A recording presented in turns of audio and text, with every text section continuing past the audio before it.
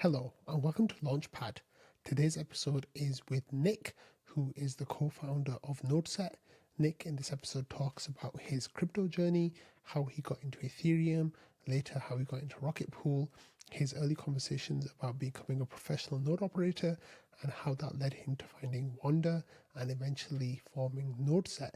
NodeSet, of course, is getting ready to launch, so we spent a lot of time talking about NodeSet, the journey that he took as being a founder of a crypto project or co-founder, and how the ups and downs along with that, and of course the Rocket Pool community and the Rocket Pool protocol as well. So we covered a whole lot of really great things in here. Let's get started and you can give it a watch. 10, 9, ignition sequence start, 6.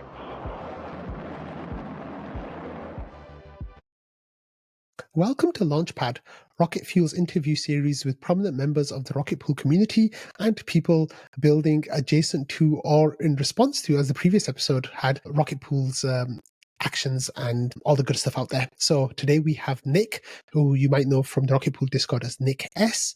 Nick is the co-founder of NodeSet, a protocol that is actually built out of the Rocket Pool community, and Nick likes to describe as a layer 2 being built on top of Rocket Pool. Nick, a huge warm welcome to Launchpad. We've been talking about having this episode for multiple years now. I think a year and a half at least. A while. Yeah, so welcome. I'm glad that you're here. I'm glad that we're so close to NodeSet's launch. So it's the perfect timing.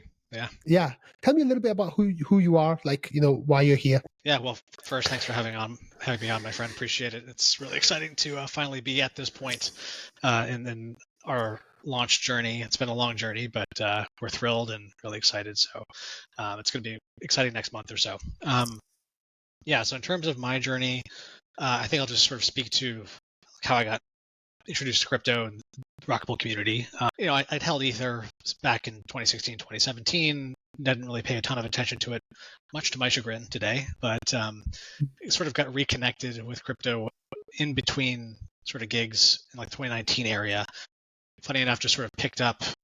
I was doing some research in the crypto space and downloaded like the Chainlink 2.0 white paper and then read that on like a plane flight. I don't know where I was flying. But that finally sort of reinvigorated my interest in the space when I finally saw some like real coherent content describing how the Oracle problem can be solved, how these systems that are currently sort of isolated in their own little worlds can connect to the real world and hopefully enact real change on real world systems. So that got me super excited and started delving into the space, getting sort of caught up on everything I had missed for years at that point. And you're sort of in this, I don't know, you go into a dark hole where you have a lot of things to catch up on, from the underlying technical components to sort of crypto economic security considerations. And it's just sort of a dizzying array of sort of areas of knowledge that you have to stitch together. And that's one of the great things about crypto, is that it's constantly pushing your intellectual capabilities to absorb more and more information. And during that process, was basically just doing sort of a accounting of the space, which segments of the ecosystem excited me. Ethereum being in its position as a sort of preeminent smart contract chain at the time got me very excited, more excited than Bitcoin, and I just started to delve into that space. And then, personally, I've always been sort of interested in infrastructure. Growing up, I was an adamant and passionate gamer, and because of that, was always sort of interested in the semiconductor industry and chip fabrication, and because of that, also invested heavily in the space personally over the years, and followed it sort of like a hawk. So I had this natural affinity for sort of underlying infrastructure that runs these systems, and you start looking at Ethereum, you start looking at the proof of stake upgrade that's coming at some point in the indeterminate future. That got me very interested in Ethereum specifically, and sort of naturally gravitated towards the staking layer of Ethereum. And then, of course, you sort of delve into the staking ecosystem specifically. What does that look like between large centralized, more enterprise class commercial operators to the sort of emerging liquid staking protocols at the time? Lido, I think, was about to launch or had recently launched. And of course, you sort of end up finding Rocket Pool as like this sort of sole decentralized offering in the space. And it hadn't launched yet, obviously, but it was it had been around for a long time. David working on the protocol since 2016, 2017, and the community was obviously huge. To develop an incredible community over that period, and you sort of get sucked into the Rocket Pool Discord and find a lot of really like-minded, passionate people, incredibly intelligent, engaged people, and I don't know, you just sort of fall in love with it and never want to leave. And basically that was sort of my journey to how it started. Got more and more involved, started chatting with people more and more, finding sort of building relationships with people online, which is something I'd never really done in any substantive way before, which is quite interesting. And that's been its own sort of journey, which I'm sure we can talk about over the last couple of years. Excellent. Thanks, Nick, for that overview. We're going to go back and pull out little threads across that whole story. Okay. So let's actually start from how you actually heard about crypto for the first time. Do you remember how that happened and when that happened? Good question. I think I originally heard about it when I was graduating from college in 2012. People just sort of talking about Bitcoin in an abstract way, and everyone just sort of laughing it off. Maybe some of the more technically minded folks were a bit more engaged with it, and I think I just wrote it off at that point in time and didn't really pay attention to it. Like I said, was graduating, was focused on just job stuff, and it sort of fell by the wayside. Didn't really pay attention to it. Much to my chagrin. So then what happened between that point and 2016 when you said that you got ETH? What was happening in that intermediate period? Well, I've been in San Francisco or the Bay Area since I graduated from college in 2012, and had a number of roommates over that period. Most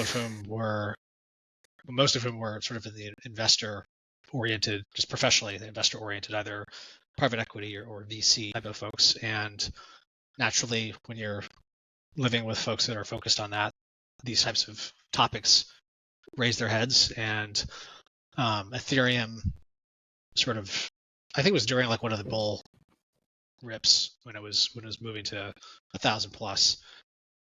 People start talking about it, day to day, and that's what sort of got me to buy a couple $1,000s worth of Ether or something like that when it was maybe $120. And again, prices were pretty volatile. They went down again. At that point, there weren't really a ton of real world use cases or applications that had truly that really sparked the aha moment for me. So, back to work, back to doing what I normally do day to day, and sort of fell by the wayside until, like I mentioned, 2019. So in 2016 and 2017, were you not aware of the bull market that was happening in 2017, or was it just happening elsewhere and you didn't really pay attention to it?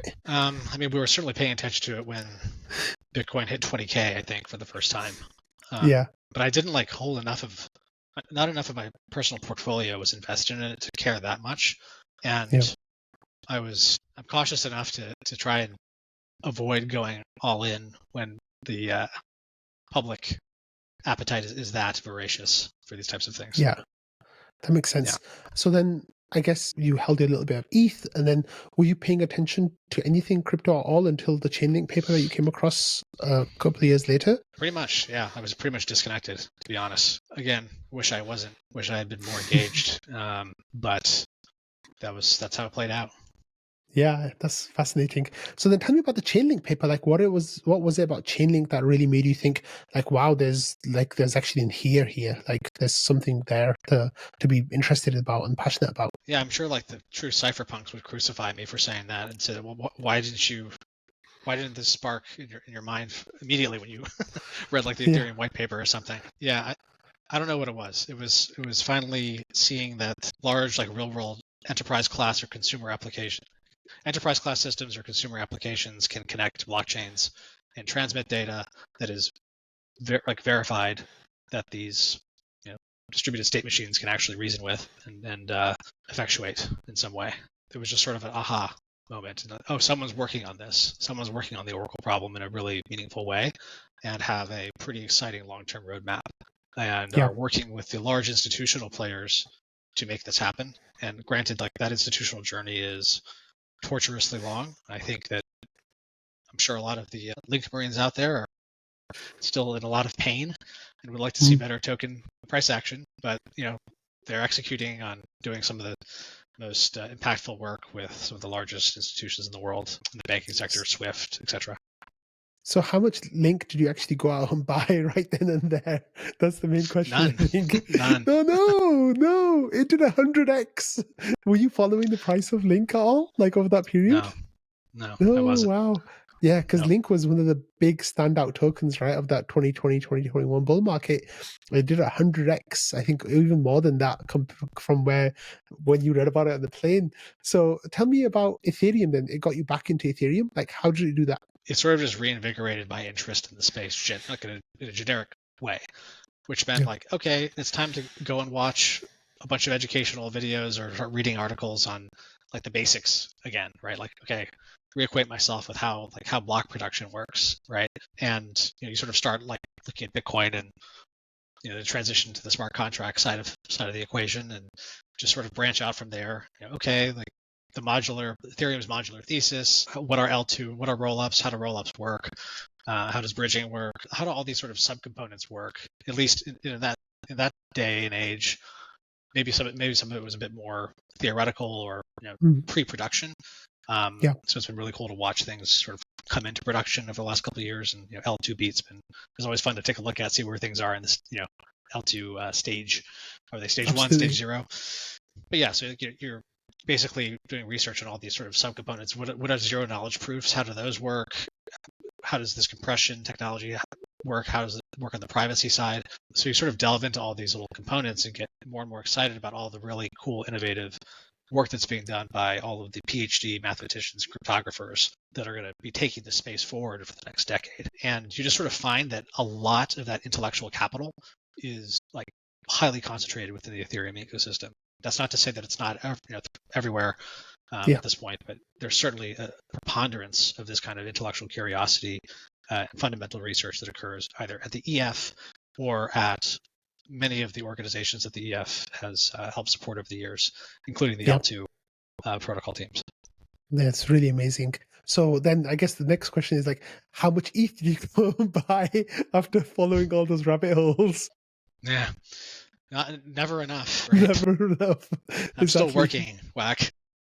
Oh no! Yeah, never Damn enough. it. Okay, we're going to come to that later. We'll talk about that later. Then you were mentioning earlier that you started you were attracted to the infrastructure side of things and you started looking at staking. So of course Beacon Chain went live in December 2020, and Lido not long after. There were Coinbase and Binance and a bunch of other staking services that were starting to get their foot in the door and be those early providers. What did you think about the staking environment at that time, or what did you think about staking in general? Like, did you want to stake? Yeah, I mean, I definitely wanted to stake and participate in either directly or indirectly through the LST ecosystem in helping secure Ethereum, which just personally always aligned with me the most from a sort of ethos perspective. And seeing large centralized exchanges hoover up vast amounts of ether was never something that sat well with me. And while Lido does distribute well within its operator cohort, still, and it's been getting better,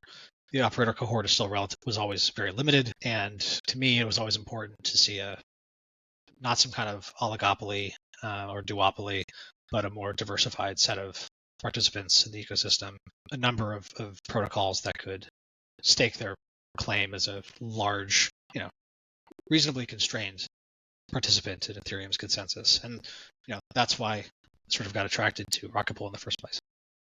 That's amazing. So where were you getting your crypto information from in this period? Like, were you still talking to your friends about it, or were you actually going online and kind of reading and learning about things yourself? Yeah. A lot of just reading white papers, reading protocol documentation. I mean, honestly, watching YouTube videos of people who were working at the various protocols I was interested in. And now that might be like a Bankless interview of someone, one of the L2 founders or something, or watching videos from Ethereum, DevCon conferences, stuff like that, where they're, in some cases, quite technical deep dives where things are sort of going over your head a little bit, but you're picking things out that make sense and are, you note that as something to explore further. It wasn't like a pre-planned diligence process. It was very much sort of absorbing things day by day. And of course, the space is moving so fast and so crazily at times, sort of like dizzying, right? To try and continue to absorb what's going on. And there's so many different sort of specialty areas you could delve into that, Yeah. It's a bit overwhelming. So you sort of just start with the basics and Bitcoin and block production and Byzantine generals problems, stuff like that, and then move from there onwards. And then at some point, you just can't know everything.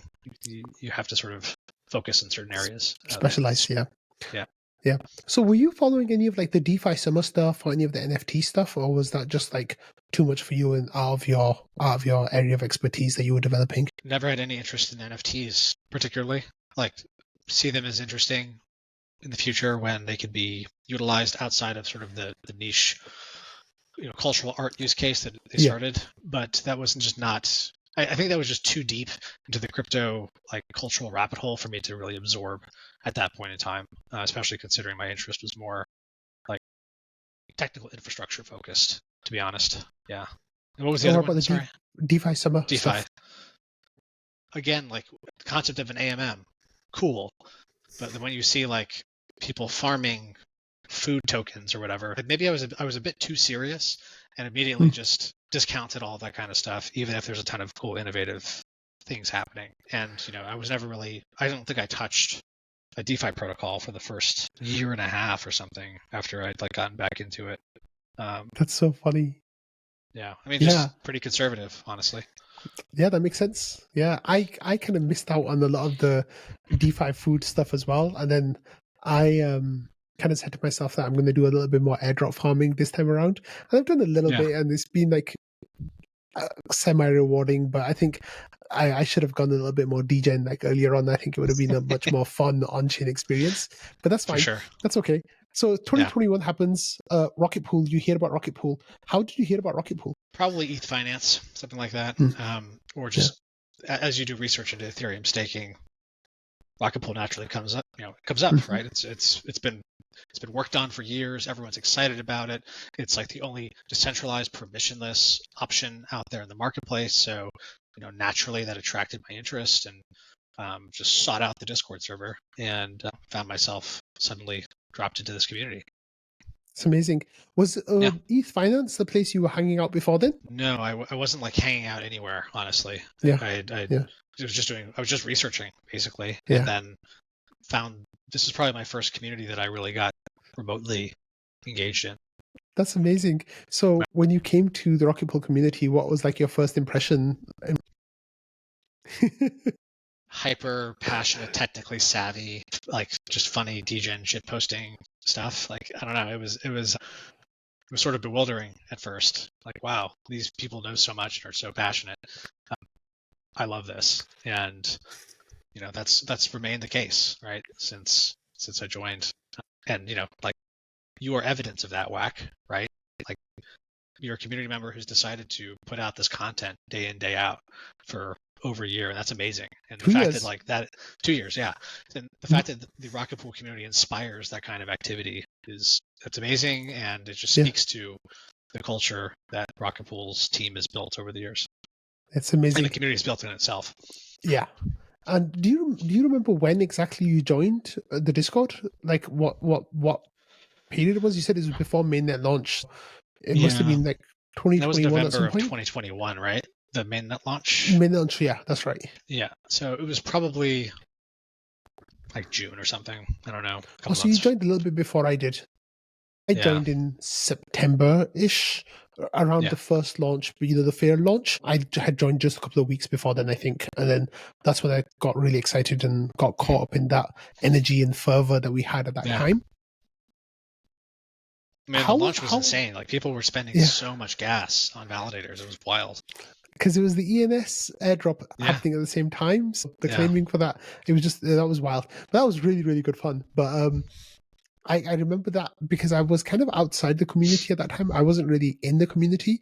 I only started staking on January 1st of 2022. And that's when I feel like I really started to, spend more time in the Discord, like in the weeks leading up to that point. Mainnet had already been live for a couple of months at that point. So it was a really fun time. But okay, so then the question that I asked you earlier... I was too scared to to actually stake at home. I used all nodes at first. Yeah. I was just too So scared. I built PCs over the years, but yeah. I'd never run a Linux machine, and Hmm. certainly hadn't really done a ton of work in any CLI environment. So it was, and granted, like Joe's documentation, the team's Yeah. documentation is amazing. And when I decided to finally do it, it took me a day and a half, 2 days to get the system up and running. And like, I was like, wow, Yeah. why didn't I do this earlier? But all nodes was a easy way for you to get involved at first and Yeah. participate. And I think I launched validators within the first like day or two of beta Nice. launch. Yeah. That's amazing. Okay, so let's go back a step. I asked you questions about Chainlink and ETH, about buying them. When did you buy RPL? Like, how degen did you go? Pretty decent, I think. Relative. Yeah, it was 5-figure or RPL Yeah. position at some point. Yeah. Yeah. I phased into it over time for sure. I think that's what happens to all of us. Yeah. But Yeah. I mean, what gotta made you collateralize then those nodes. exactly? But what made you then buy RPL in a way that you hadn't previously bought ETH or Chainlink when you kind of got in more knowledge about those? Do you understand what I'm trying to ask? Like, what was it about? Was it something about Rocket Pool? Was it something about, like, were you convinced by like Zero's thesis or something else? Like, what was going on in your mind at that point? Zero's thesis was certainly in the back of the mind. Yeah. And it's sort of like just taking a venture E play. I'm going to throw some chunk of cash at this and see if they can grow at the rate that I think they can potentially grow. The TAM is quite large. It has potential to be a major player in the ecosystem. The valuation is currently not outrageous relative to some of the, I mean, like crypto comparables, the comps are insane at times. Like there's no real rational underpinning for some of these things. And maybe at the time, a $10 billion valuation seemed totally reasonable for RPL. And like, you see the multiples on your capital dancing around in your head, and assuming that the protocol will grow X amount, then that's a reasonable assumption. Yep. And you have to update your view and your position as new information comes in. And Of course. Unfortunately, post Atlas, we didn't see that expansion of the protocol. Yeah, that's getting a little bit ahead. Let's stick with like mainnet launch. So you became a all node operator. How was that as an experience for you? Good. I mean, Yeah. Sephiroth has done a nice job. He's pretty good at providing support in Yano's Discord. I would submit. I would just like ping him, DM him, and say, hey, have you thought about adding this, that, the other? And he was pretty responsive about adding those features and functionality to the UI. So Yeah, they've done no a great job. complaints. Absolutely, yeah. And their node uptime has been phenomenal. I think I saw someone who had not missed a single attestation in a year, which is just Really? insane. That's wild. Yeah, which is just Wow. like unimaginable. Can you imagine that? Like with updates and everything happening in there as well. So they have a really great product out there. So that makes Yeah, sense. they run a tight ship there. They do a great job.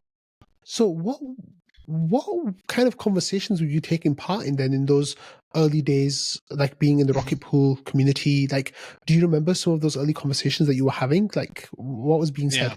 Well, I know that people were sort of banding about ideas when it came to building like just sort of validated businesses on top of Rocket Pool due to its leveraged nature and excess returns. So I believe there was a thread that was created that was sort of dedicated to people ideating on what kind of legal structure they would want to put together, how would they raise capital to do that, et cetera, et cetera. And I can't remember who started that. It may have been Wander, but I sort of just joined that and started, sort of chit-chatting with folks about that. And Yeah. it became pretty clear really quickly that this would be a very challenging thing to achieve. Obviously, there are the large incumbents in the space. There are the centralized exchanges they're sort of verticalizing this feature within their existing offering. And unless you already are, independently wealthy or have tremendous connections to large amounts of capital, the game of raising money to then put into these systems is quite a slog. It's not particularly scalable, and obviously the yields on Ether are would naturally progressively drop over time as more validators join the validator set. So after a period, it became clear that I want to think about something else when it comes to how we approach it. Additionally, on top of that, in my discussions with folks, it became clear that there were scalability challenges associated with independent node operation. How many node operators can bring an Ether bond at all, let alone additional tokens? There would be a lot of opportunity for some kind of entity to act as a engineering business development kind of arm on behalf of independent node operators everywhere.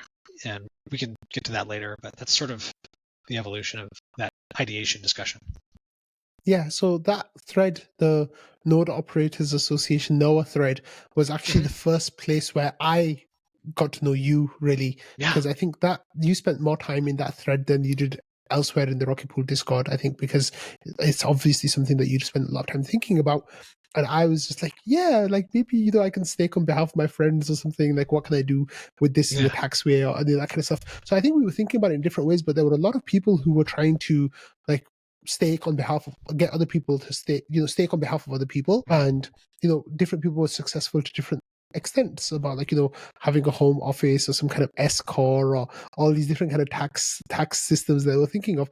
It was a really really good discussion, and it was a very active discussion for quite a long time. Is that where you got talking to Wanda, like, really, or did you guys like start talking elsewhere? That's probably where we started conversations like in earnest. I mean, we maybe chatted more generally prior to that, but I think in those particular threads, it's where, I think it was it was called the P&O, like professional node operator thread. That's what it was. And then The P&O thread. the P&O, and then it became the NOA later. Yeah, that's right.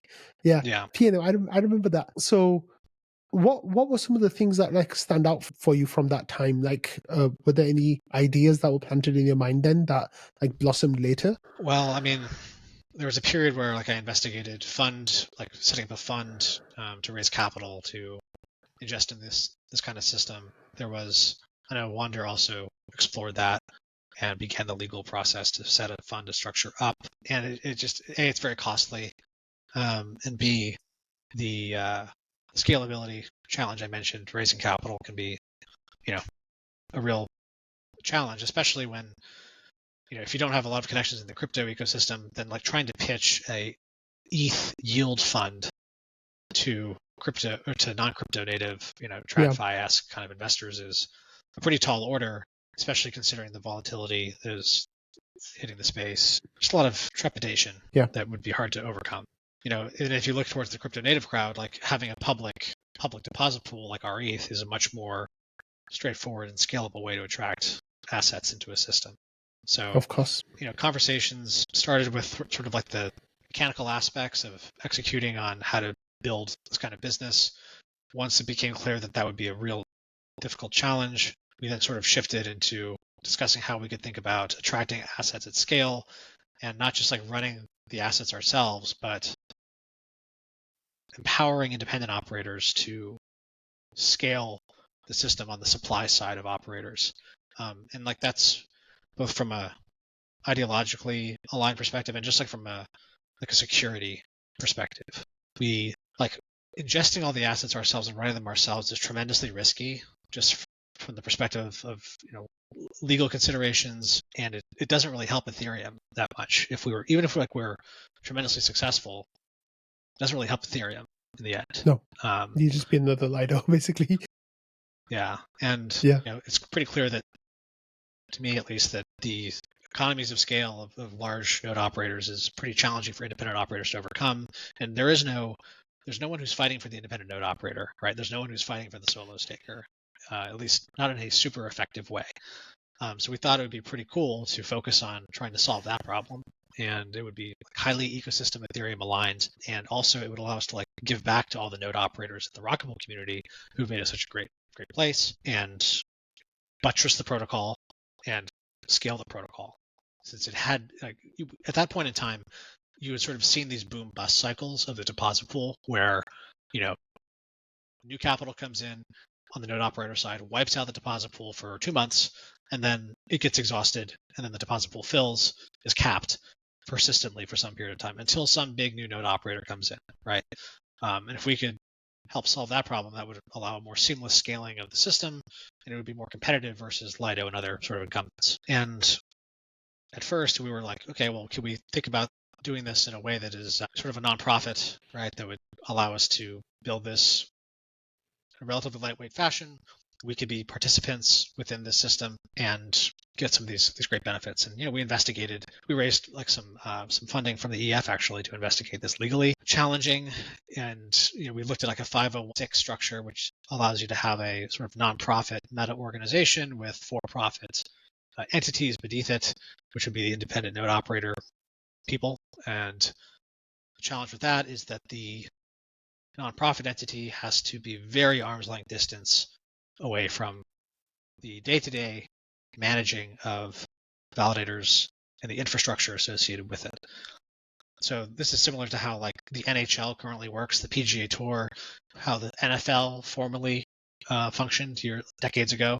These were all 501. So there's plenty of sort of precedence around this. It's just once we delve deeper into the restrictions around our activities as the Node Operator Association entity, it just didn't make a ton of sense, especially considering the amount of capital and engineering effort required to actually make this happen. And I think at that point in time, the crypto markets were sort of imploding. Summer 2022.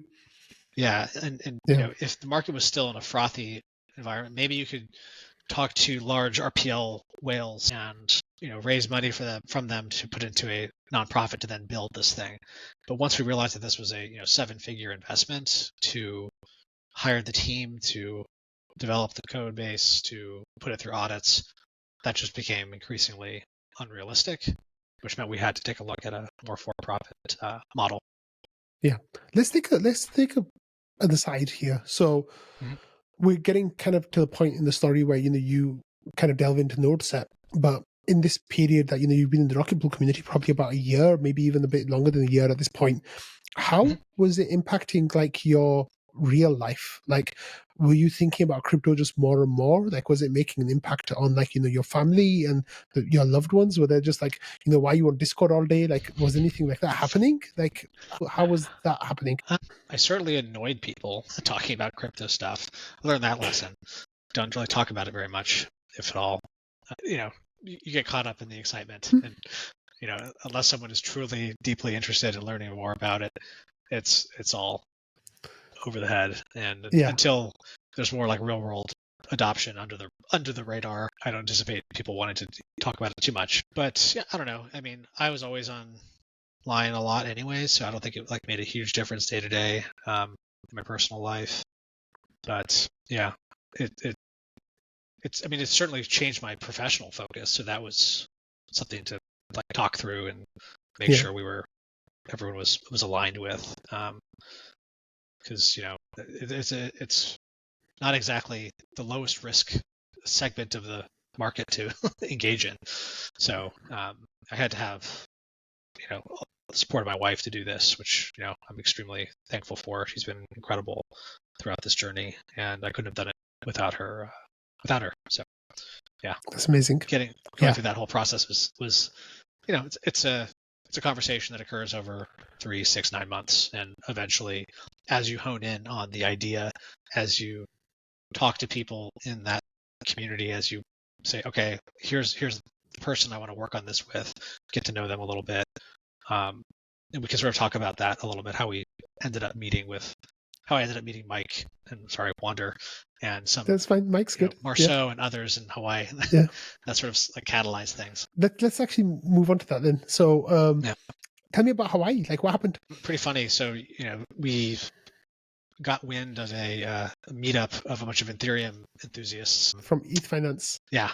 HodlerCon. And it was HodlerCon. Yep. I think it was the second HodlerCon, or it was the first. It was the first. Okay. Yeah, and I had never really spent a ton of time at ETH Finance and had never heard of HodlerCon, but like got onto our radar, and we've been discussing all this stuff on Discord so much, and obviously been on plenty of Discord calls, and had calls with the team and other nothing had really catalyzed yet. And then a couple of us said, why not go? It could be fun. And we all flew out to Hawaii and met in person for the first time. So like me, Wander, Marceau, a couple of others. Fizz couldn't make it, unfortunately, but everyone wore the Fizz mask. Yeah, the fizz mask. Yeah. Exactly. Yeah. I got to meet a ton of people in both the Rocket Pool and just sort of general ETH finance community, which was awesome. Unfortunately, my wife was in the midst of a big deal thing at work, and so she was basically holed up in our hotel room like 12 hours a day working, which was a huge bummer. But it was a good opportunity for me to interface with folks and sort of ideate more and more on this idea. And I think by the time we left that trip, we had sort of decided that we want to move forward with something real and put together And the pitch deck and raise capital and all that stuff. so that became NodeSet. Yeah, When exactly. did you quit your job? I had not been working for a little while already. I quit my Okay. job and was doing some sort of consulting stuff on the side with some coworkers, but I had taken sort of a leave of absence basically to sort of figure out what I wanted to do next. And like I said, this whole thing was a conversation with my wife as I sort of honed in more and more my interest within the space. It wasn't a sudden shift during my time. Yeah. That makes sense. So then tell me about the early days of NodeSet. Like, what did you guys like make a company and like get a bank account and all that kind of stuff? Like, how did it work? What happened? Yeah, it's all the more mundane administrative tasks that you start off with, right? It was an LLC to start with, so all the LLC not incorporation documents, but the formation documents and manager agreements and all that kind of stuff. We were lucky enough to have a lot of relationships within the community, so we were able to talk to a lot of folks, both from rocket scientists to some whales, and get enough interest to get enough seed capital to sort of begin hiring people and kicking off this whole thing. Right. I try to handle all these sort of more mundane administrative things, business oriented things, and let Wander and the engineering team do their thing. That's sort of So were you happy with that division of labor between you guys? Absolutely. Yeah. I'm not an engineer, so I cannot be particularly helpful. I mean, I was in product management before, so interface with engineers on a regular basis, but I do not code. So having Wander along for the ride was critical. He's been a fantastic partner throughout this entire journey, and couldn't have done it without him. So it's been amazing. It's been a lot of fun. Yeah. So how was it hiring people though? Like, I think at that point you're just like, shit, this is really real. Like, people's livelihoods depend on this now. Were you thinking those kind of thoughts? Like, what were you thinking? Yeah, I mean, so for me and Wander, we can take we worked on this prior to forming the company, and then didn't really pay ourselves for a while. That wasn't a huge issue. So getting a paycheck for the first time was sort of nice. But yeah, when other people come on board, it changes the dynamic entirely, and you're now responsible for people putting food on their table.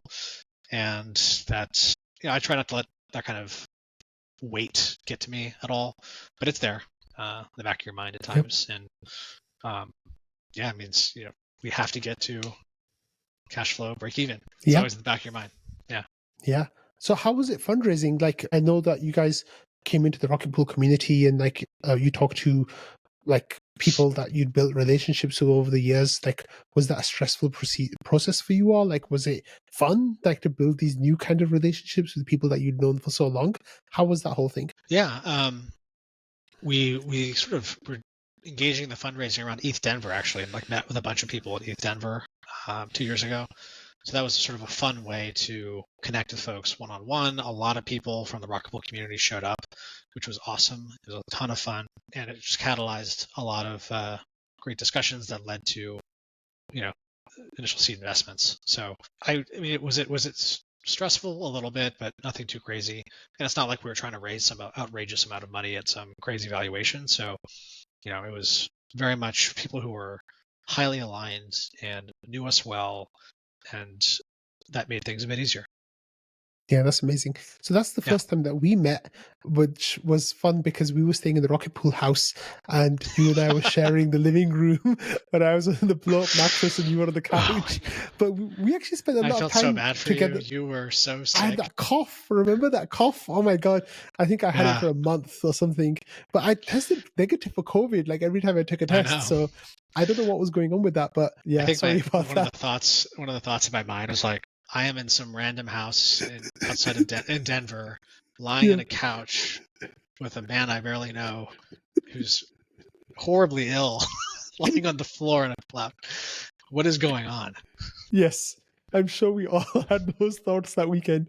But Yeah. that was a really great ETH Denver though. I think like, just getting to meet you guys and like, putting names to faces was really important. I think not just for us as people, but for you guys, as NodeSet to get that idea planted to say, hey, look, Yeah. we are actually real people. We are trustworthy. We are responsible. We are grown-ups.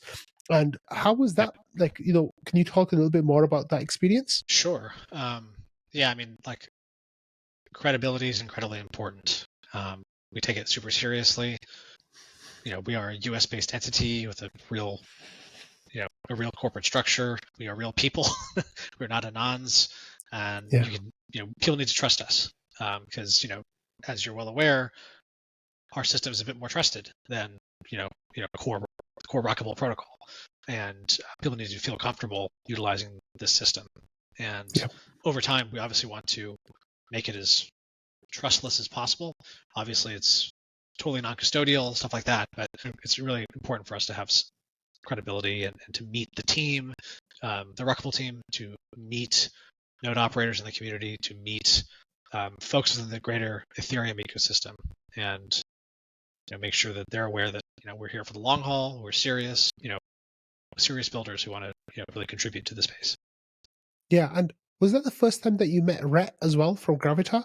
And I know we'll talk about him more later, of course, but I think Yeah. that kind of time frame was when you met him, right? Yes. So we had met again online through Discord and some Mm. calls, and I think that he ended up basically meeting me and Wander near Aspen prior Mm. to ETH Denver. We were meeting with some other folks in the Aspen area, and met him for the first time there.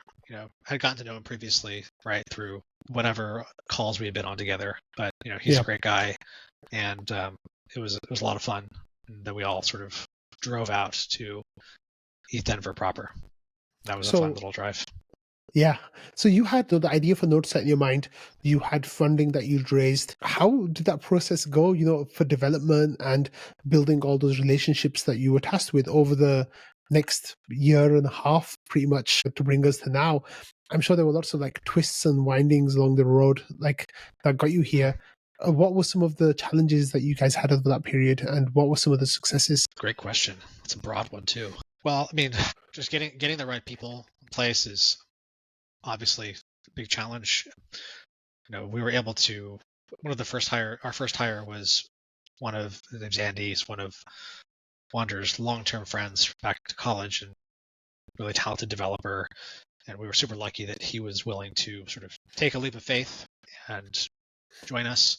We went out to North Carolina, where he's based, spent a couple of weeks to sort of catch him up on how Ethereum works and what we're trying to achieve. And at the end of that process, he was willing to take that leap of faith, and that sort of got us our first team member. Okay, we can have him start working on sort of the off-chain infrastructure that'll be necessary to make this happen. From there, you're going, okay, how do we handle the smart contracts? Because Wander had already been working on the smart contract infrastructure for some time, but he's not a Solidity. He doesn't have like tremendously deep Solidity experience, so we wanted to bring someone else on to make that happen. And we engaged some recruiters, found the right person. They've been a great member of the team as well. And that sort of iterative just hiring process is sort of nerve-wracking. It's expensive. It takes a lot of time, but it's absolutely critical. And we've been super lucky with the folks who've come on board. We can talk about Joe and others later, but yeah, it's been really amazing getting everybody on board thus far, and speaks to the seriousness of what we're trying to achieve. In terms of the development process, that's definitely ups and downs. I think that's a great question to ask Mike, actually, and because he'll have an answer that's way more detailed on the day-to-days of that. We had done a lot of a lot of the high-level design work prior to raising money. And at that point, it's just sort of executing. But changes come down the pipeline, either at the base layer of Ethereum or at the Rocket Pool level, which have consequences for us as a development team, which we need to be responsive to. And that's been a big challenge, very challenging overall. And if you look back at this entire journey, I could sit here and nitpick things that we should have done better, whatever, or maybe we should have made things simpler to start. Perfection is the enemy of the good, all that kind of stuff. But it's been a tremendous learning journey for us, and I'm just thankful that we're here. We're here where we are, and we finally are at the finish line. We're close to the beginning of the next chapter more than the finish line. Right. But Sorry, finish line of phase 1. Yeah, exactly. But let's talk about ETH Denver in 2024, right? So this was the first ETH Denver that had a Rocket Pool side event, the Denver Liftoff event. And I think this was the first time that you guys kind of made your pitch to the wider community, not just, I know that you'd had a couple of calls and you set up your own Discord server and stuff, and people kind of were plugged in, especially in the Rocket Pool community with what was going on. But I think that was the first time that people from elsewhere kind of were like, oh wow, there's some stuff going on here, this could be really cool. How was that process for you all? Honestly, I don't know. I mean, we don't really notice that kind of thing. We keep pretty focused day to day on just working on this thing, and if there was external notice of what we're working on, honestly, I didn't really notice that day to day. I think over the next 3 months, that'll become far more front and center in our minds as we're engaging with other protocols, as we're engaging with wider ETH. We're going to be going to ETH Staker next week, discussing the project with them. I mean, certainly, we also went to Istanbul for a conference and spoke there, did a short presentation. So that put us in front of some additional folks, and it's flattering when people show interest in what you're working on, and generally are supportive of what you're working on. So that's been very, very humbling, and that's great. But day to day, I'm not sitting here obsessing over whether we're getting engagement in Twitter posts, or if I don't know, someone talks about us somewhere. It's just we got to focus on building. So that's sort of where our minds are always at.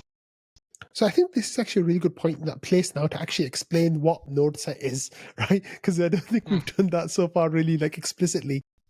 At ETH Denver in 2024, you guys presented, your vision for NodeSet, which was that you would have a protocol that would be a layer 2 to Rocket Pool. It would be a set of node operators that you guys have recruited, and they would take ETH and RPL on behalf of people who invested in NodeSet by swapping into an LST, XRETH and XRPL. They would stake it, and then that would go to Rocket Pool, and it would be this amazing way of kind of scaling Rocket Pool. Do you want to spend a minute just talking about what NodeSet is and how it works, and then we can dig into some of the technical, but the practical aspects of it? Sure. Yeah. So I mean, NodeSet itself is a development company, right? We're building open source software with a particular focus on Ethereum staking when it comes to our first large project Constellation, which we can delve into. But broadly speaking, we want to be building infrastructure that connects independent SMB sort of decentralized operators into Web3 compute opportunities in a generalized sense. Obviously, we come from the staking world. That's our primary focus for now, and it will continue to be a major focus for us. But our broader long-term vision involves a plethora of sort of different compute opportunities across different verticals. But speaking of sticking to Constellation, yes. So we were observing the boom bust nature of the deposit pool, the scaling challenges, the reticence of some operators to touch tokens outside of Ether, and wanted to make this a more seamless process to scale the protocol more aggressively, and really importantly to us, to support the most independent members of the community who give Rocket Pool that incredible long tail of decentralization. So there are obviously a number of whales who run a ton of mini pools. We're friends with them all. They're awesome, critical members of the community. But there's also 1,000 node operators who are running 1 to 2 mini pools, and most of them are running them pretty well. So if we can onboard that long tail, distribute assets to that long tail, and allow them to provide the service that they're already providing with their own personal assets, it really improves Rocket Pool's overall asset distribution. You don't have a power law distribution with the majority of assets run by the top 10%, right, of the protocol's participants. Instead, we can have the protocol scale in a really egalitarian manner. ideally in the long run, if we can continue to bring down bonds or introduce DVT, that will also allow us to sort of improve financial inclusion, right? Can we get people from different parts of the world who don't have a ton of capital, right? Can we Yep. improve participation in South America, Sub-Saharan Africa, right? Southeast Asia?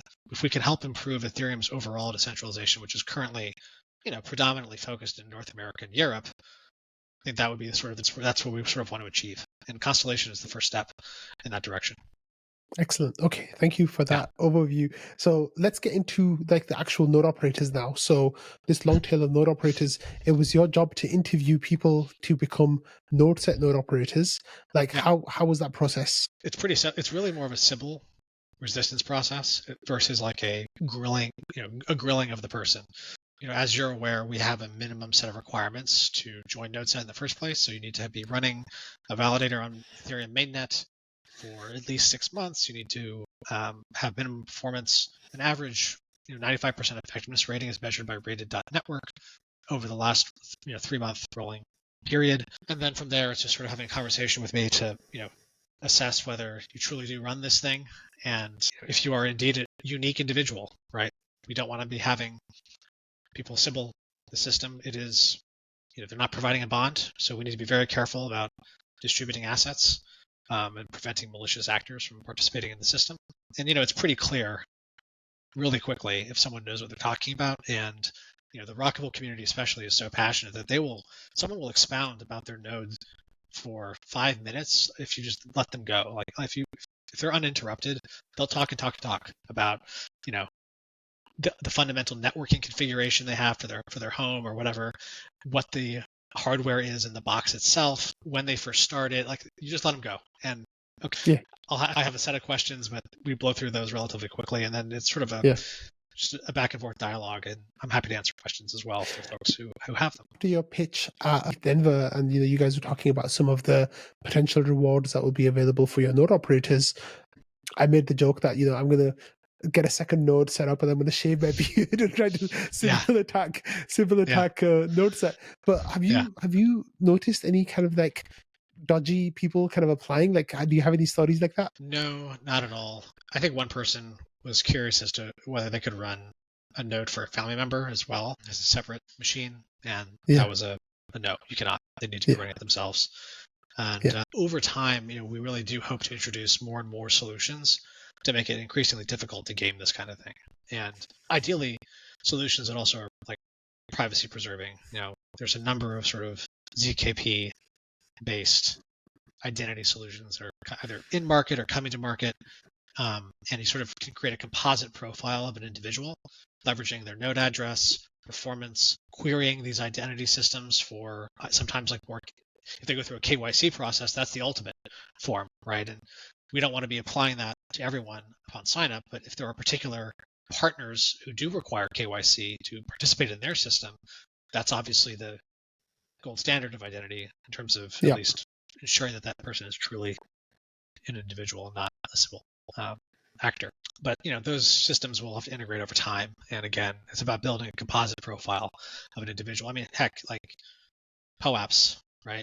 If you have a history of POAPs over the course of multiple years, that's a pretty compelling piece of evidence that you are indeed someone who's heavily engaged in the crypto ecosystem and like is a legitimate person. It's really hard to game some of that stuff, especially if it's like, hey, you met Ken at some event that required you to be there. I like the fact that I have the only NodeSet call POAP in existence because there was a malfunction with distributing it, and I was the only person who got one. So that's like my rarest POAP. It's a one of one that I have, so I'm quite proud of that one.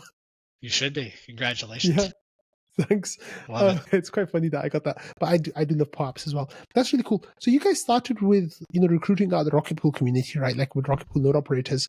What was the decision about broadening that to solo stakers? Like, how did that happen? Yeah, I think starting with Rocket Pool node operators was just the logical initial choice. Highly experienced, familiar with the software that we're going to be sort of basing our solution off of, and just ease of integration. But soon, I mean, there's no real reason why we shouldn't include more folks. And of course, solo stakers are sort of the gold standard of staking on Ethereum.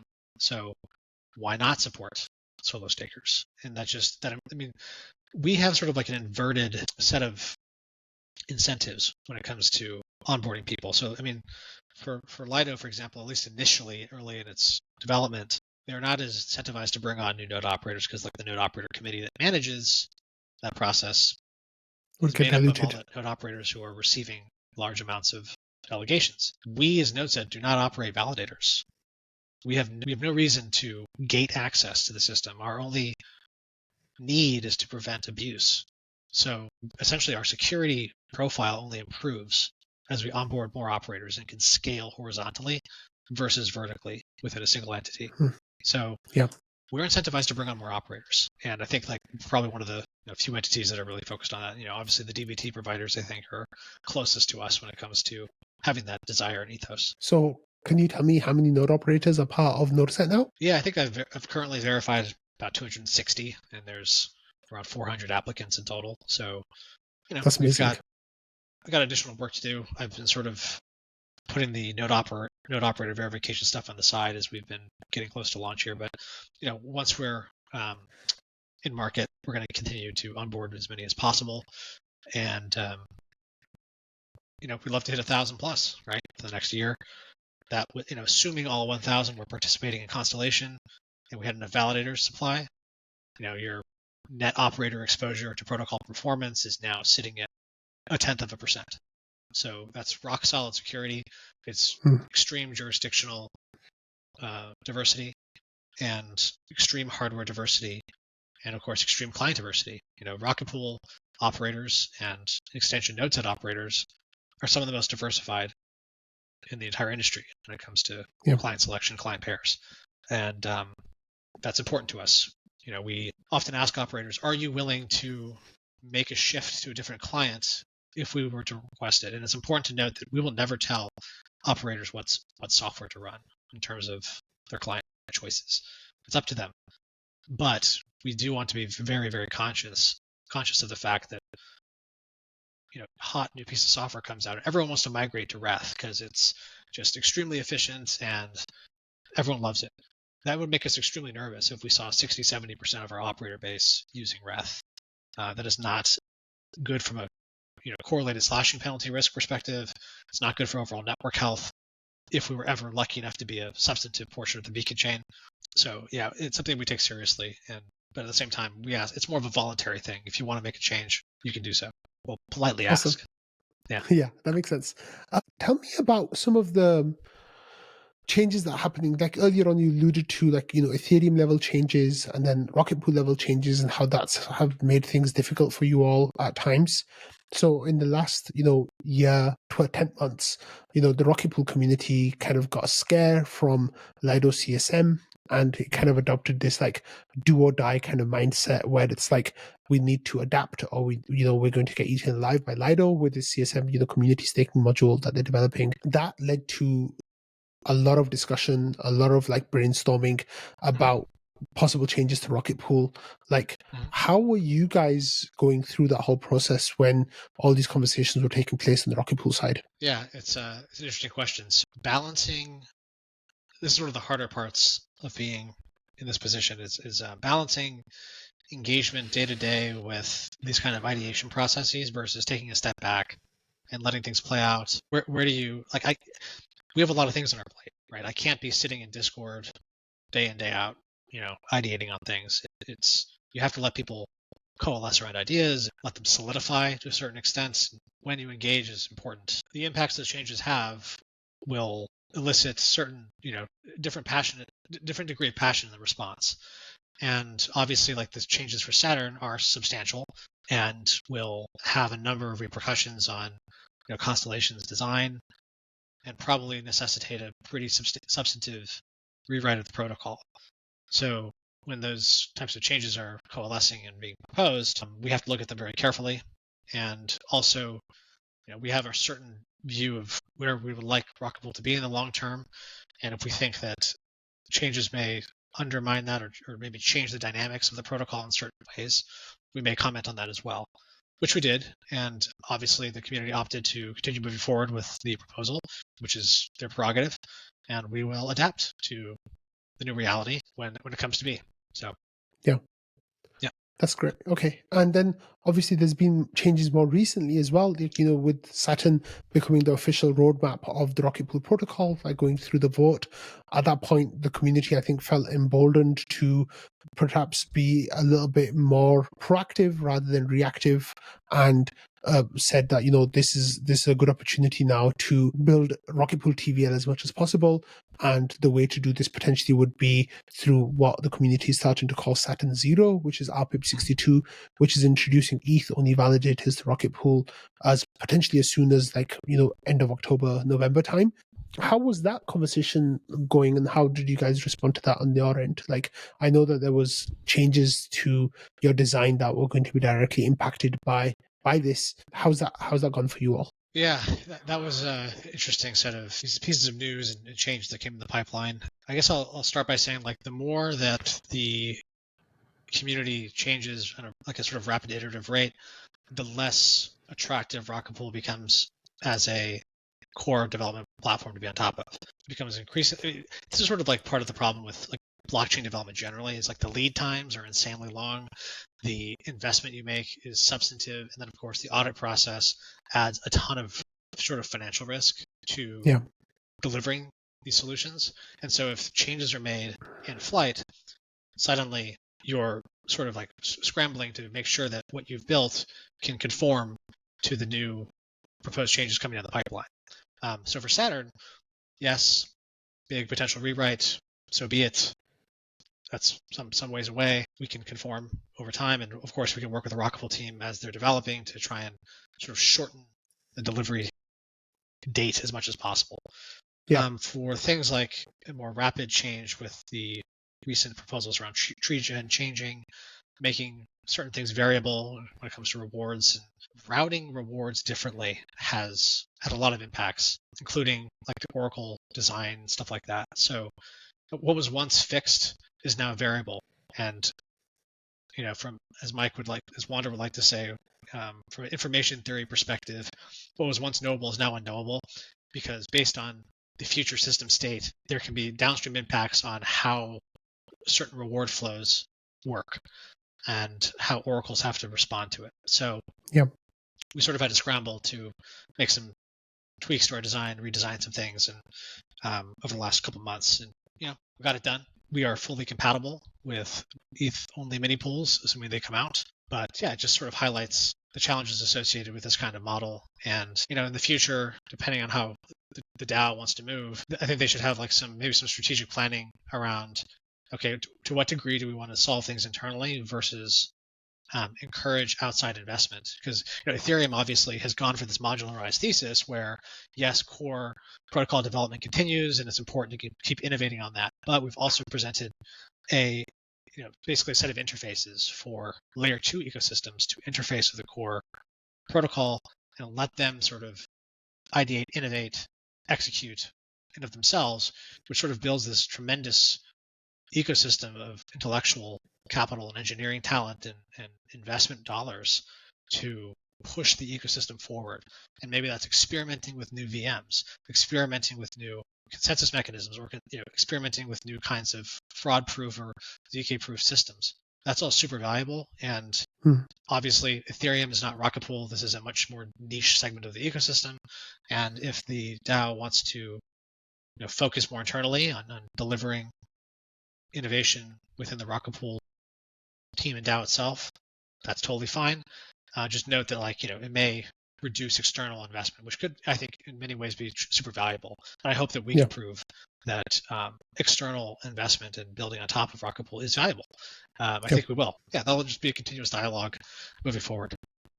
Excellent. Okay, that I think is a good place to talk about how you guys are setting Constellation up. So Constellation, it was always my understanding, and I think a lot of people in the Rocket Pool community had this understanding as well, was that NodeSet are developing Constellation, which is going to be an add-on to Rocket Pool, and then NodeSet would have XR ETH, which is a liquid staking token for ETH that they deposit into NodeSet. And they would have XRPL, which would be a liquid staking token for RPL that they deposit into NodeSet.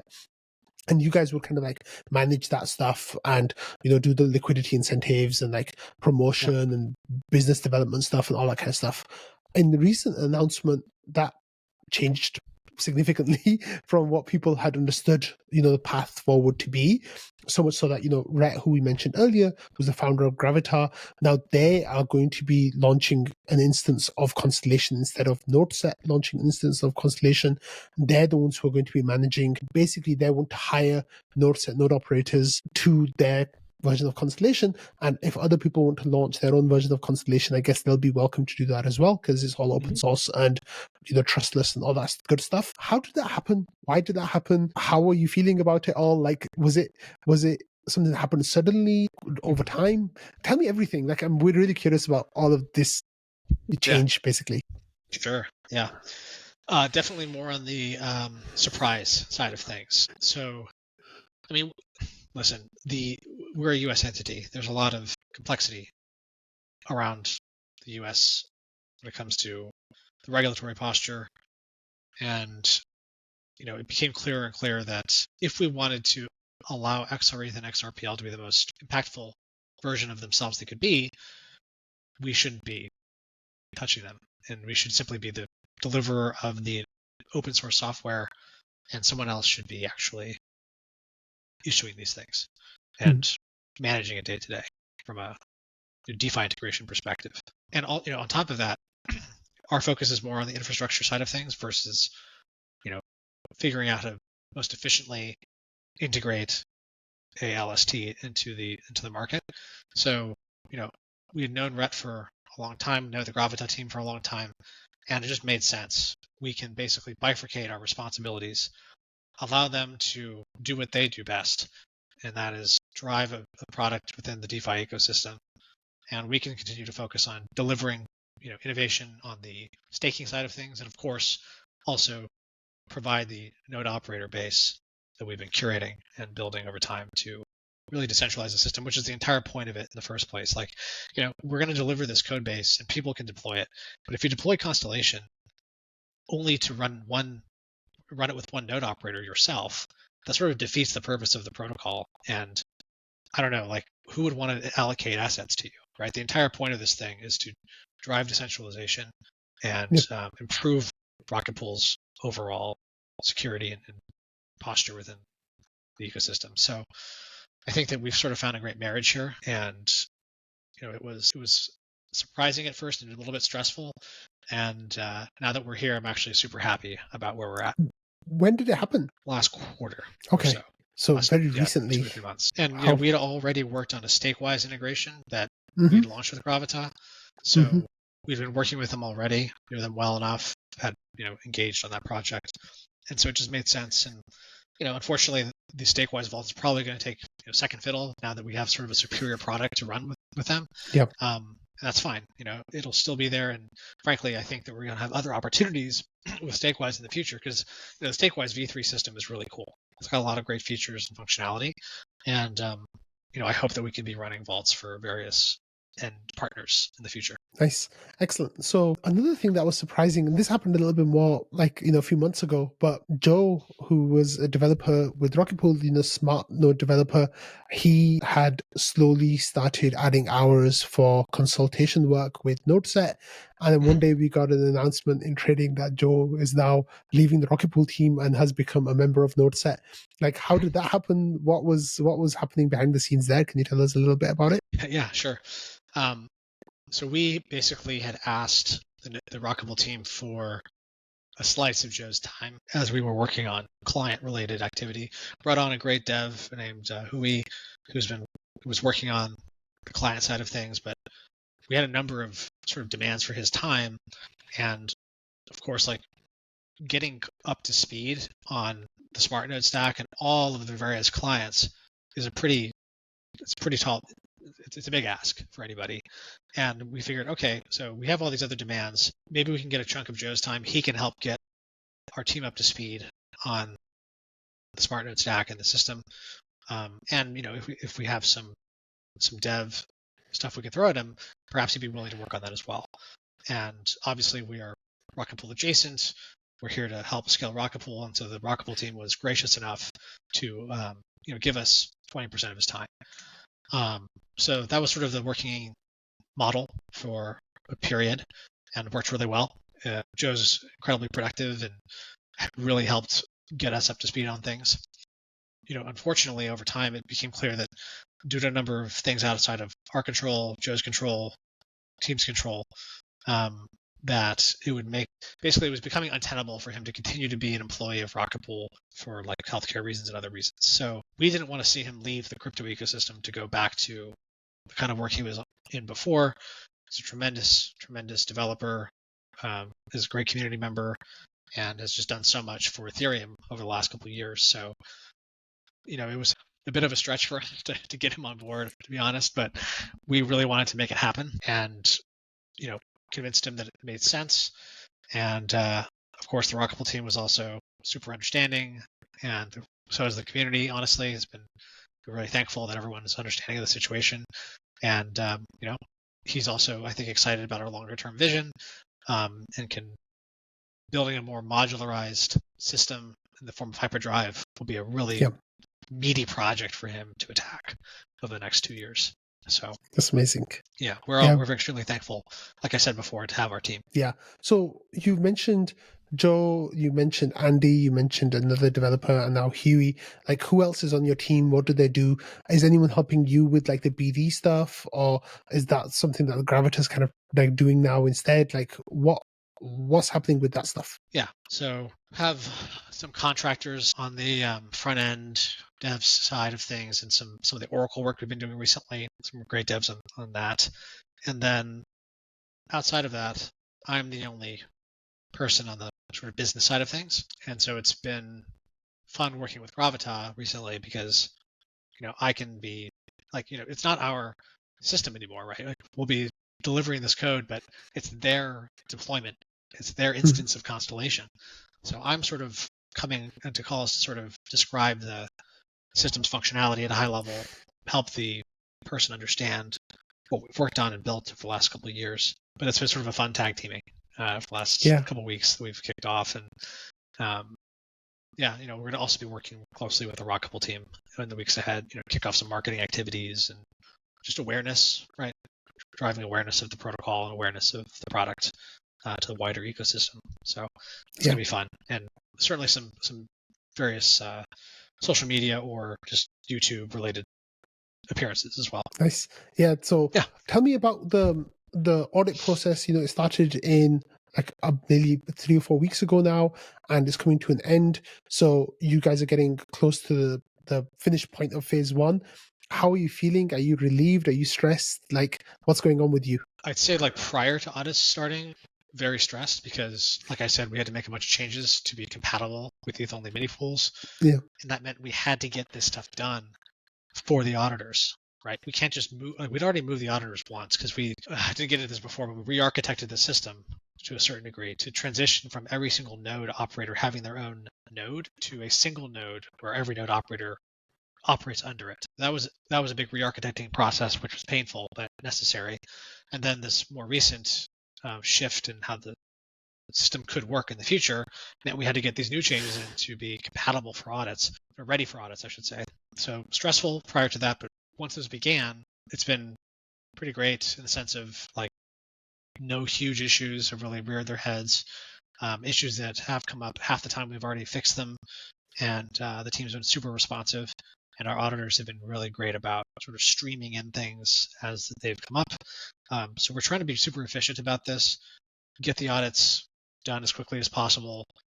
Assuming there are no major issues, we can be pretty speedy with the test nets in general. That's, as you probably noticed, we're, in sort of the final week or two of audit with Sigma Prime, but we're going to be running the testnet in parallel.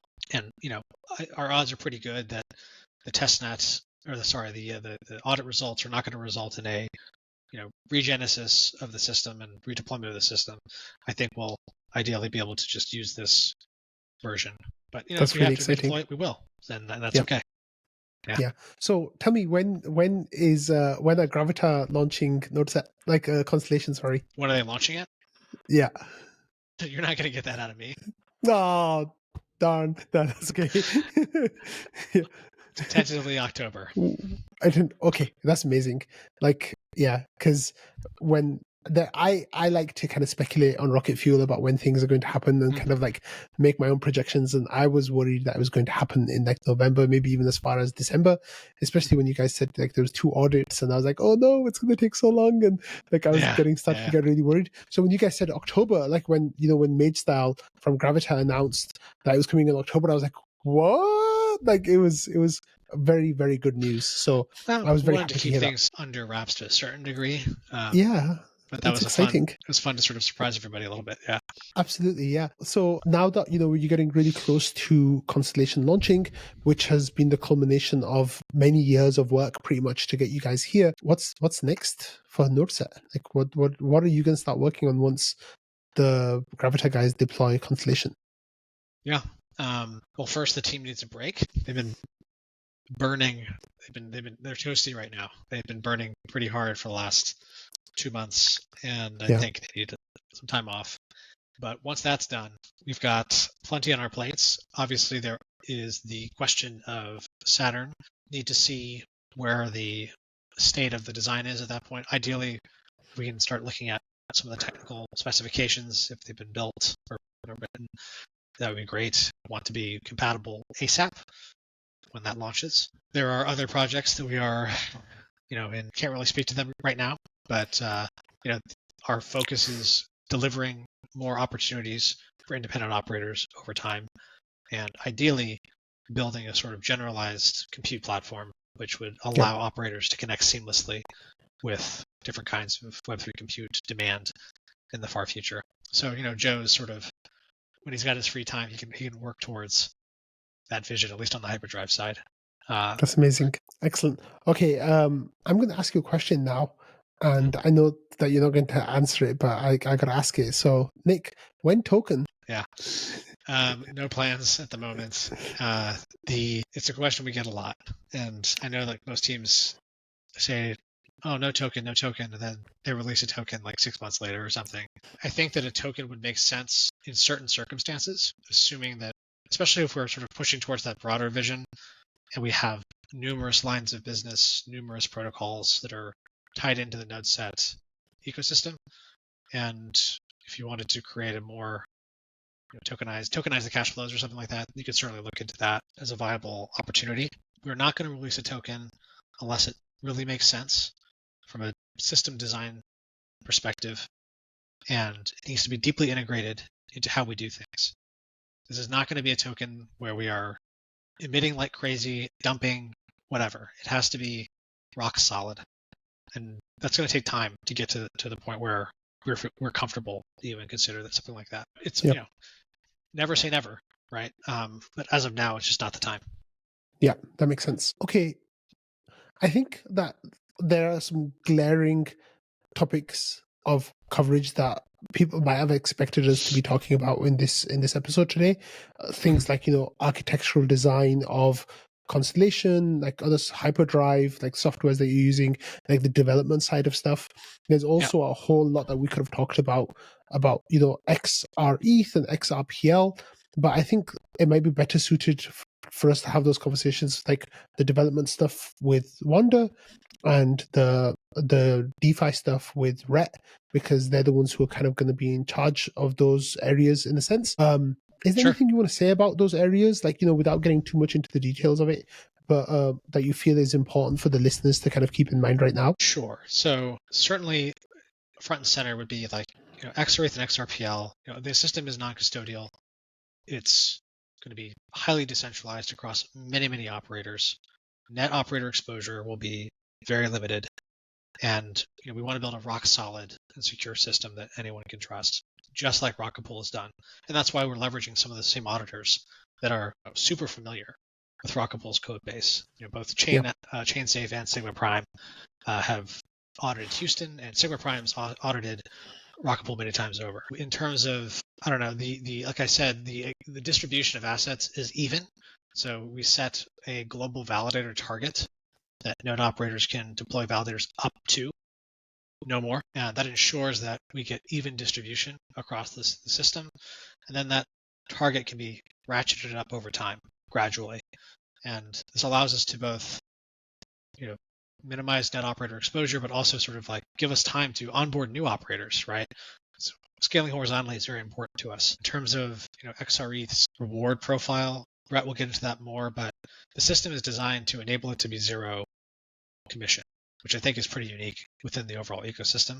It is essentially subsidized by the RETH portion of the validator, right? Mm-hmm. And that's where the node operators and the protocol owner receive their remuneration from. And I think that's necessary to a certain extent because as a XRETH minter, you are sort of taking the node operator bond side of the equation, which means your assets are at risk first when it comes to slashing events. You're the tranche of capital that is at risk.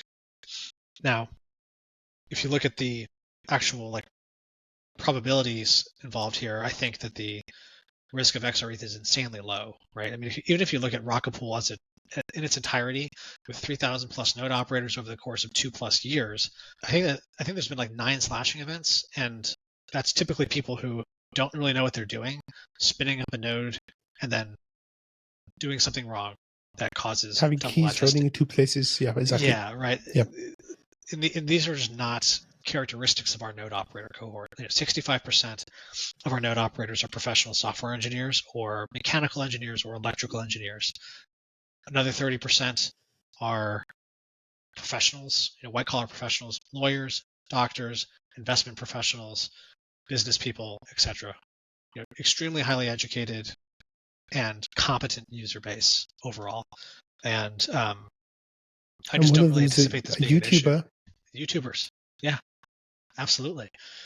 Is that YouTubers, physicists. We've had a number of physicists as well. That's cool. Yeah, and I'm super confident in their abilities. And again, one of the aspects of the system from a security perspective is that we hold pre-signed exits, right? When you deploy a validator, you generate a pre-signed exit. We hold that in a secure storage facility, and in the event that someone is underperforming persistently, we can evict them from the system. And we're very understanding. We're not draconian. We want people to be able to improve their performance, get back up to snuff, and continue to participate. And even if they have to be evicted for a period, maybe there's some persistent issue they've been facing with their setup. Maybe there's issues with their ISP or power problems in their region. If those things clear up, we're more than happy for them to continue to engage with NodeSet. Permanent bans are usually for malicious kind of activity, right? So I think that the system is going to be incredibly robust, and I'm just super confident that this operator base is going to be great, including exciting. you, Whack. I'm gonna be the best node operator you guys have. I'm gonna be number one. Absolutely. But you've mentioned a few times, just to wrap this call up, you've mentioned a few times that you envisage NodeSet node operators getting enough ETH to empty out the deposit pool. That would be incredibly exciting. Tell me what you think, your node operators can expect to be staking, a month after launch, 6 months after launch, a year after launch. Do you have any ideas of how you guys might grow? I mean, to a certain extent, it's impossible to say what the latent demand for these types of things are, especially on the RE side of things. I can say this. So, I mean, part of the overall strategy will be and Rhett can speak to this more, but in terms of attracting launch capital, we're basically going to distribute a percentage of the RPL fees of the system at the end of 6 months. So if you mint within the first 4 weeks, most likely, hold XRETH for a 6-month period, you will receive a pot, your proportional share of a pot of RPL at the end of that period. And that's going to be managed by the Gravita team. They've already built sort of a tracking system for their Ascend program for the Grav governance token, which is going to be coming to market soon as well. So hopefully, that gets people over the hump. They want to deposit. We're talking to folks now. If you are, as a ETH holder or RPL holder, would like to chat with Rhett, please just DM us. We'd love to chat with you about how we can run through any concerns you may have about the system, about the product, etc. Make sure you're comfortable. And of course, if you want to phase in deposits over time, then that totally makes sense. And in that instance, if we really knock it out of the park, which I think we can, then it's all dependent on how many node operators are in the system. So at 250 right now, it could be 5 to 10 validators in a couple months' time. Do I ever anticipate it being over 100?